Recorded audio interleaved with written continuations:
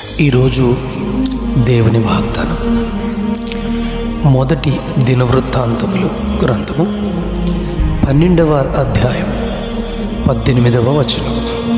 ఈరోజు దేవుని వాగ్దానం మొదటి దినవృత్తాంతములు 12వ అధ్యాయం 18వ వచనం. నీకు సమాధానము కలుగును గాక, నీకు సమాధానము కలుగును గాక. ఈ పూర్తి వచనంలో ఒకసారి నేను మీకు చదవాలని నేను ఆశపడుతున్నాను.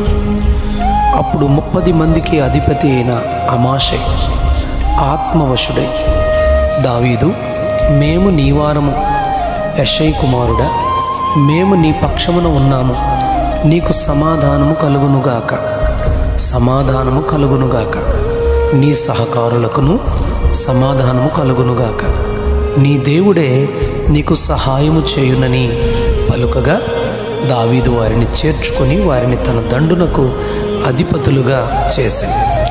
దేవుని ప్రియమైన బిడ్డలారా, ఈరోజు దేవుని అద్భుతమైనటువంటి మాటను మీకు చెప్పాలని ఆశపడుతున్నాను. నీవు దేవుని యొక్క వాక్య ప్రకారంగా, దేవుని చిత్తానుసారంగా నీవు జీవించినట్లయితే నీ శత్రువులు కూడా నీ ముందుకొచ్చి, నీ శత్రువులు నీ ముందు నిలిచి దావీదుతో చెబుతున్న మాట మీతో నాతో చెప్పడానికి దేవుడు సహాయం చేస్తారు.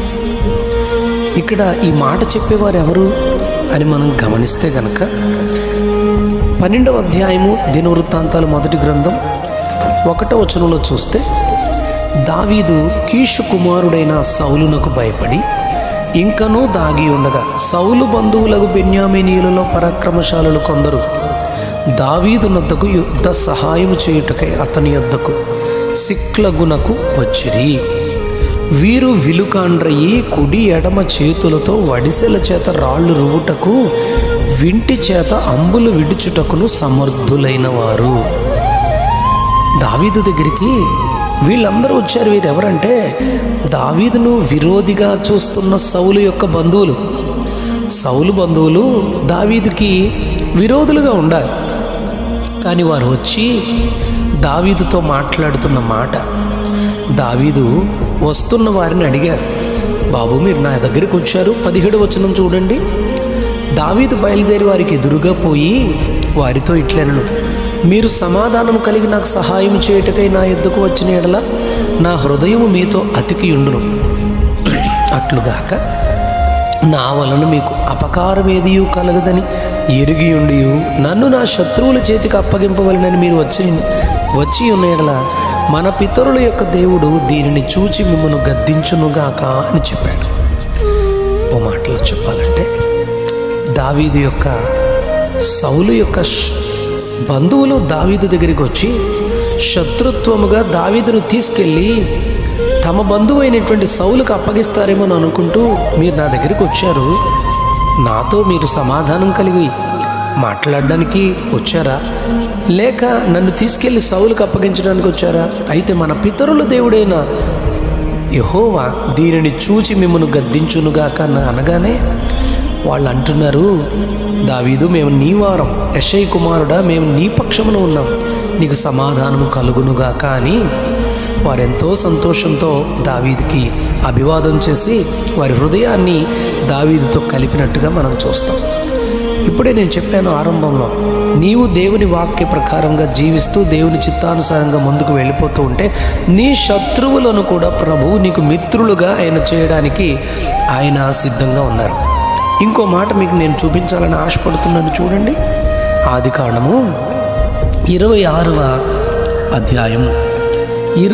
అధ్యాయం ఆదికాండం, అక్కడ మీరు 18వ వచనం చూస్తే, అక్కడ ఫిలిష్తీయులు ఇస్సాకు తవ్వించిన, అబ్రహాము తవ్వించిన బావులను పూడ్చివేశారు.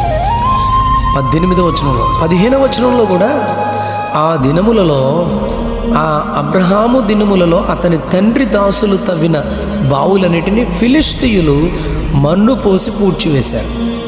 ఈ పరిస్థితులు ఉన్నప్పుడు ఇస్సాకు ఓర్చుకుంటున్నాడు. అబ్రహాము కుమారుడైన ఇస్సాకు ఓర్చుకుంటూ, దేవా నీకే నేను అప్పగిస్తున్నానని చెప్పి సాత్వికంతో ఇస్సాకు దేవుని మాట ప్రకారంగా 26వ అధ్యాయం 2వ వచనంలో ఆయన ఎక్కడికి వెళ్ళక, ఐగుప్తులోనికి వెళ్ళక, ఆ కరువు సమయంలో దేవుని మాట విని దేవుని పక్షంగా నిలబడిపోయాడు. దేవుడు అతన్ని ఎంత ఆశీర్వదించాడంటే 12వ వచనంలో, ఇస్సాకు దేశమందున్నవాడై విత్తనం వేసే సంవత్సరం 100 ఫలము పొందెను, యెహోవా అతనిని ఆశీర్వదించను గనుక ఆ మనుషుడు గొప్పవాడయ్యను అని రాయబడింది. ఇప్పుడు ఇస్సాకు చాలా గొప్పవాడయ్యాడు. ఇప్పుడు శత్రువులందరూ కూడా మట్టి పోసి బావులు పూడ్చివేసినటువంటి వారందరూ వచ్చి ఇప్పుడు ఏమని చెప్తున్నారో తెలుసా? ఆదికాండం 26వ అధ్యాయం 28వ వచనంలో, నిశ్చయముగా యెహోవా నీకు తోడయుండుట చూచితిమి కనుక మనకు, అనగా మాకును నీకును మధ్య ఒక ప్రమాణం ఉండాలి. 29వ వచనం చివరి లైన్లో, యెహోవా ఆశీర్వాదము పొందినవాడవు నీవు అని చెప్పారు. 31వ వచనం చివరి లైన్లో, వారు అతని యొద్ద నుండి సమాధానముగా వెళ్ళిరి అని రాయబడింది.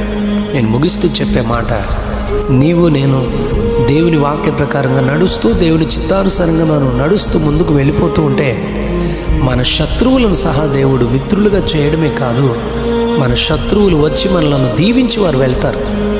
మన శత్రువులు మనకు దీవెనకరంగా దేవుడు వారిని మార్చివేస్తారు. అందుకే 23వ కీర్తనలో ఈ అనుభవం కలిగినటువంటి దావీదు 23వ కీర్తనలో ఏం చెప్పారో తెలుసా? నా శత్రువుల ఎదుట నీవు నాకు భోజనము సిద్ధపరచుదు అని చెప్పాడు. శత్రువుల ఎదుట భోజనం దావీదుకు సిద్ధపరిచిన దేవుడే. ఇదిగో శత్రువులు ముందుకు వచ్చి దావీదుతో చెప్పారు, నీకు సమాధానము కలుగునుగా. కానీ మొదటి దినవృత్తాంతాలు 12వ అధ్యాయం 18వ వచనంలో అలా మనం దేవుని చిత్తానుసారంగా మనం నడుస్తూ ముందుకు వెళ్ళిపోయినప్పుడు శత్రువులు సహా మనకు సమాధానము కలుగునుగా కానీ దీవించి మనతో సమాధానంగా ఉండడం మనం అనుభవిస్తాం. ఆ కృప దేవుని చిత్తానుసారంగా వాక్య ప్రకారంగా దీవించే దేవుని పిల్లలని మనం దేవుని సన్నిధిని అనుభవించుదుముగాక. ప్రభు ఈ మాటలు మన వినికిడిలో దీవించునుగాక. ఆమేన్.